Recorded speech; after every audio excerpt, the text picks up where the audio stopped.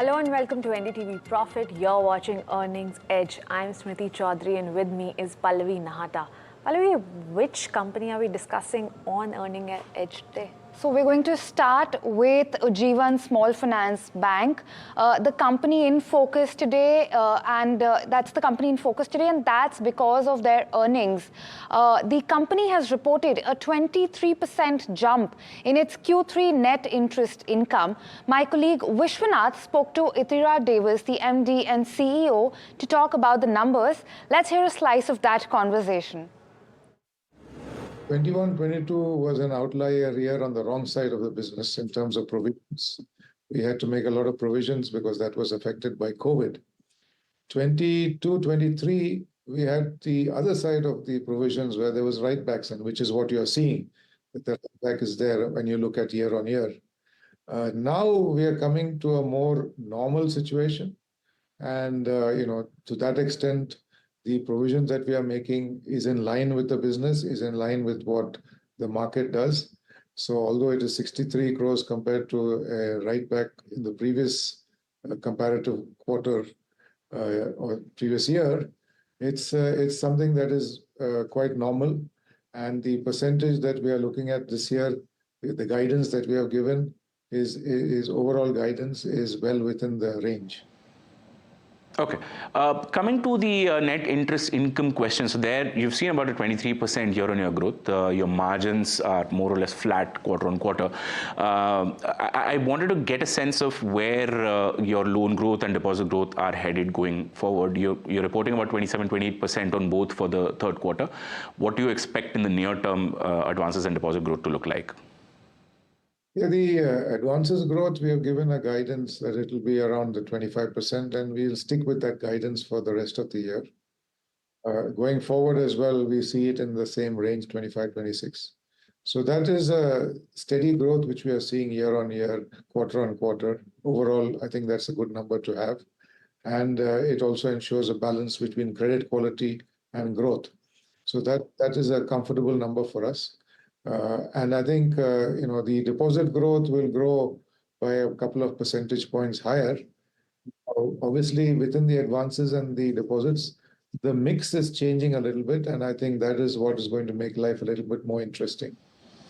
So when you say mix is changing, what are you alluding to? If you just tell us a little bit. The advances, we have a target to have a balance, a secure unsecured portfolio of 40-60. Right now, we are 30-70. 70 unsecured. So that unsecured will fall towards 60 and the 30 secured will go up to 40. And that is by end of financial year 26. So from a business perspective, asset quality overall, there should be some improvement because of the security available under that portfolio. And I think, the regulator will also be, much happier with a more balanced portfolio from that perspective. So that is on the asset side. On the deposit side also, we are gradually moving away from bulk deposits.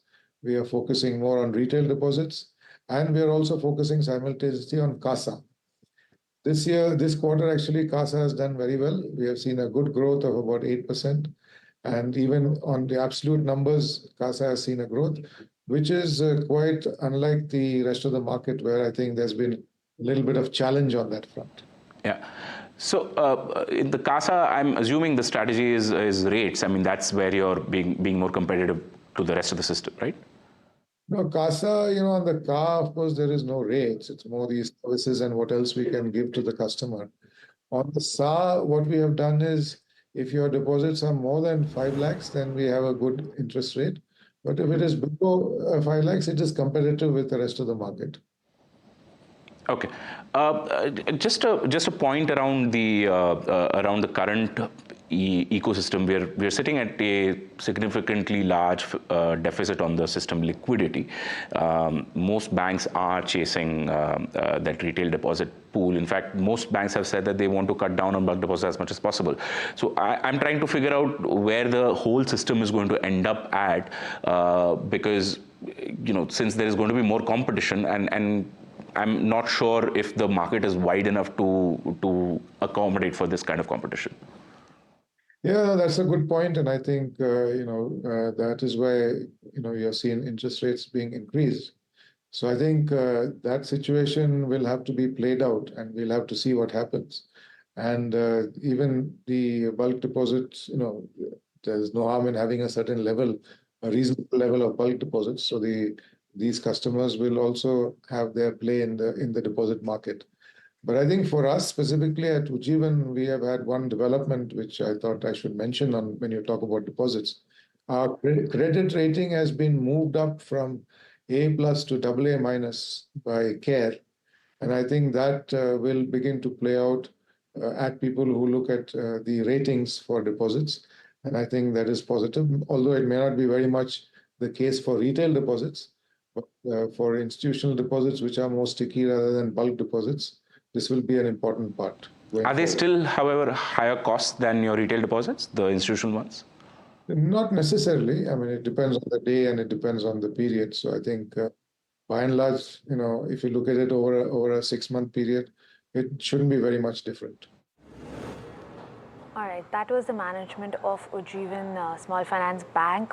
But next, we're going to focus on Rainbow Hospitals that also came out with its results yesterday. To discuss more on the numbers, we're joined by Ramesh Kanchrala, Chairman and MD of Rainbow Hospitals. Welcome, sir. Thank you for joining us, and it's a pleasure having you on the show. Yeah, thank you. Thank you very much. Sir, let's start off with your margins. Margin expansion has been above peers for a couple of quarters, but your occupancy kind of remains on the lower end. Could you explain to us how that is happening? While your occupancy remains low, your margin continues to expand. Our occupancies, we cannot compare the children's hospital occupancies with the multi-specialty segment. So for us, the occupancies, which is a steady state last year, we had done about 56.5% of our consolidated group level occupancy, which is pretty good in our terms because children's hospital will have very differential areas, newborn intensive care, children's intensive care, isolation areas, obstetrics separate. So which is why we can only accommodate kind of up to an extent, but not beyond 70-75% of total beds. So that's one of the reasons our occupancies. And also our, as a kind of year on year, we are adding beds, about 150 to 180 beds. That will come into the supply. So therefore the occupancy will always get moderated around 55% of the occupancies. When you look at matured hospitals, 60% of the occupancies we deliver excellent kind of a financial performance, 55 to 60% of occupancies. So, in the current quarter, the occupancies are the low compared to what we used to normally see in the both Q3 as well as the Q2 of these 2 quarters. Generally, we do our business very well, and also occupancies will be very high because of the seasonality of pediatric business. Particularly this year, we have not seen that so much of seasonality because of untimely rains, delayed monsoons, and also kind of a bit of a irregular erratic the rainfall pattern. So all these things have played out, and also it's been a fairly healthy season for the last 4 or 5 months' time, unlike what we have seen in the past. So therefore, the regular seasonalness contributes the lot of bed occupancy because of the short-term admissions. So that is the reason that business is not there in the present quarter. So therefore, it kind of occupancies have gone down. However, overall, that kind of revenue generation was fairly good because of the quality of the quality mix of the mainstream business, pediatric specialties, intensive care services, as well as obstetrics. Okay. All right, sir. Thank you so much for that. Now, you did touch upon, an increase in the number of beds. You have seen some expansion. You've recently inaugurated new facilities. And I do want to ask you a little bit more about that and future drivers of growth. How are these new facilities expected to drive growth in the ongoing quarter? We always believe in that capacity building, and as a part of that capacity building, this year we have almost kind of 280 beds are coming into supply in the current financial year. We just inaugurated about 60-bed spoke hospital on January 4th in Hyderabad, and we are kind of about to open 2 more hospitals, one in Chennai, another one in Bangalore, and also 50 more beds are going to come in supply of additional block in Hyderabad. So with all these things, so our bed addition is going to be about 280 for the current year. So I think as we move forward, the capacity building, what we believe is mainly in the hub and spoke model, because today in Hyderabad we have about 900 plus beds, 1 hub hospital, 7 spokes. Similarly, that we're expanding our number of spokes in Bangalore, because we have 1 hub and 2 spokes now. So we're going to add about 2 more spokes. 1 is almost ready to be inaugurated, and 1 is going to come in the end of the year, and end of next financial year. So similarly, that Chennai, we're expanding the hub and spoke model. This is the way Children's Hospital, kind of what we believe is that now, to cover the wider part of the cities. All our cities are pretty congested, and also travel time is quite a large for emergency patients, especially in children's emergencies, need to reach the hospital within time. Therefore, this kind of to cover the larger part of population, we do the hub and spoke model. And so what kind of contribution are you expecting from these new facilities in the top line? I think we have our own budgets for each cities. We have a different way of looking at it, the facility size, and also geographically how that potentially that regions, how early pickup is going to happen. So, for example, in Hyderabad, I would say that we don't need any timelines. We'll break even in the first year itself. Perhaps we'll post the positive EBITDAs. Like Bangalore and Chennai is probably it will take about 12 to 15 months to 18 months time to kind of break even, because our presence is already there. It will not take too much of time. What we look at more than a top line, how it is going to be, how soon are these hospitals are going to come break even and become profitable. That's how we look at it. Okay. Absolutely. So, considering all of that, all of the factors that you have just summarized for us, I do want to ask you if we can expect the average revenue per operating bed to continue to rise as we have seen in this quarter.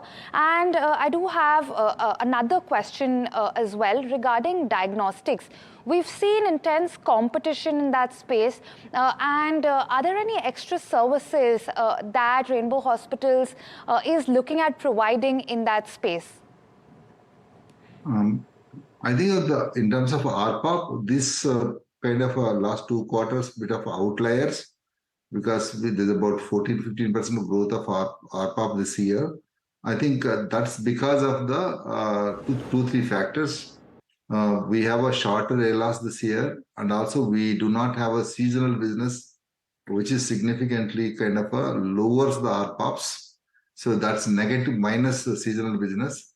And also that our case mix is actually a more superior in terms of more of a quaternary care, tertiary care, and also obstetrics. These are the higher revenue generating areas, which is why kind of our ARPOP is high.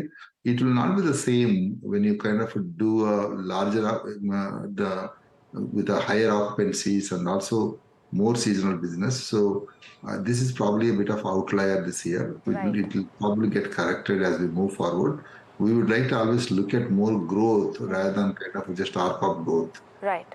All right. And other business avenues, growth areas, what we would look at is that so far we have been more of a geographically limited business, because the city and also the state and adjacent parts of the neighboring states. Now we have kind of last post-pandemic, we started looking at international business, which is we kind of expected that international business to reach 3.5 to 4% this current year, which I think we are going to kind of achieve that.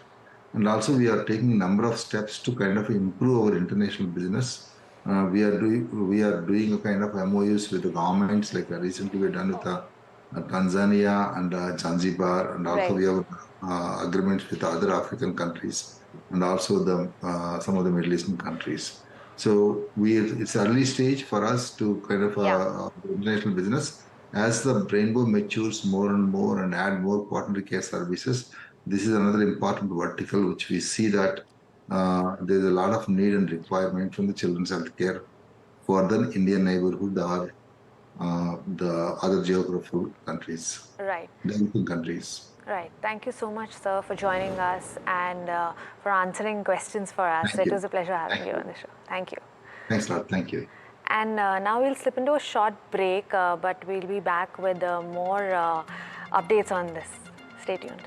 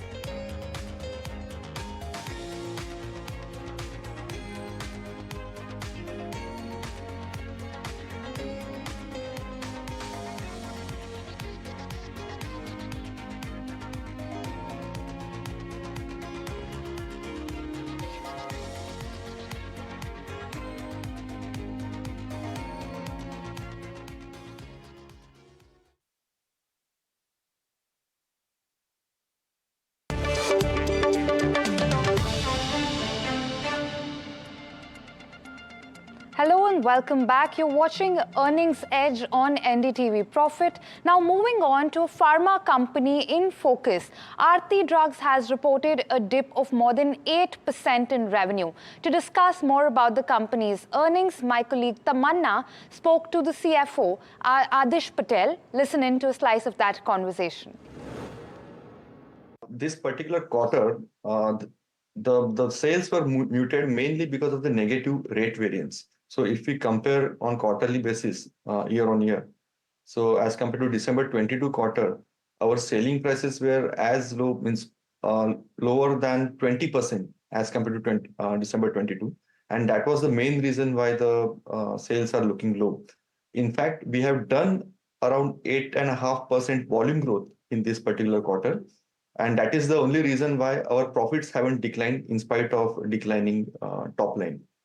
And another main laggard means export market was not that good for the last quarter. We have seen a lot of troubles in a lot of economies worldwide related to dollar shortages, higher interest rates, some destocking scenarios. And because of that, the last quarter, exports were just 33% for the total API market.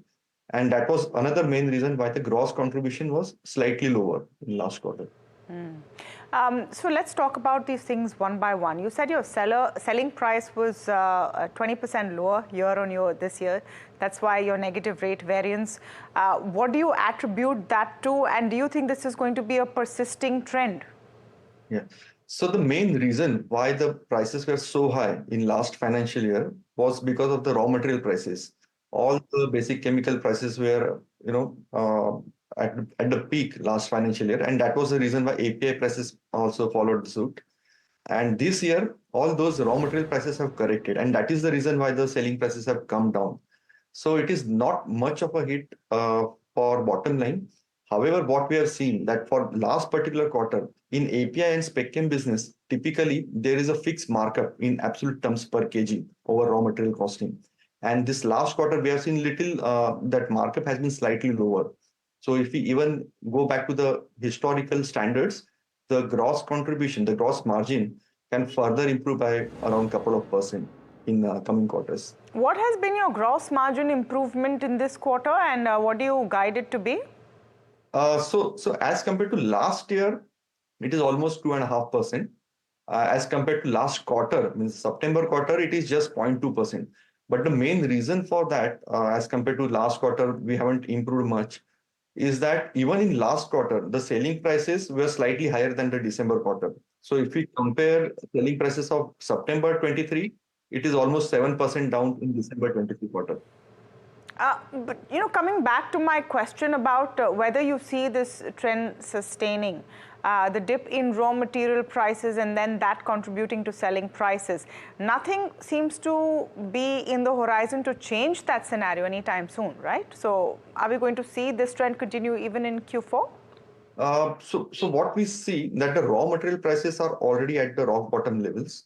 So don't foresee that it will go beyond these levels in terms of raw material pricing. So if it remains at these levels for say a quarter or two, then immediately the margins should regain back. Okay, so you expect margin improvement in the next 2 quarters, is that correct? Yes, we do. To what extent, Mr. Patil? So if it remains stable at this level, then it can easily improve beyond couple of %, 2% more.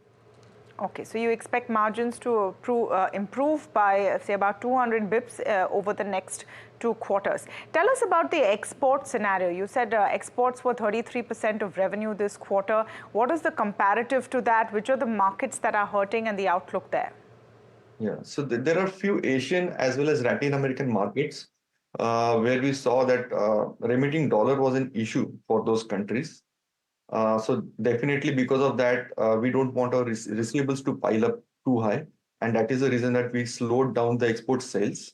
And another factor was regarding, there are a lot of government tenders, a lot of export countries, they work on government tenders. Means their local formulation companies in turn procure API from India and China. So because of higher interest rate scenario, the budgets of spending on the pharma market was a little lower as in last particular year. And plus they had a lot of stocks as well.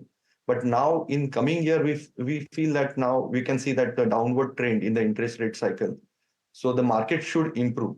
Only worry for forthcoming quarters is that there should not be escalation in any war-like scenarios in the Middle East. That's all we have on this edition of Earnings Edge. But don't go anywhere. We'll be joined shortly by MD and CEO of Tata Steel, who will talk about the third quarter earnings. Stay tuned.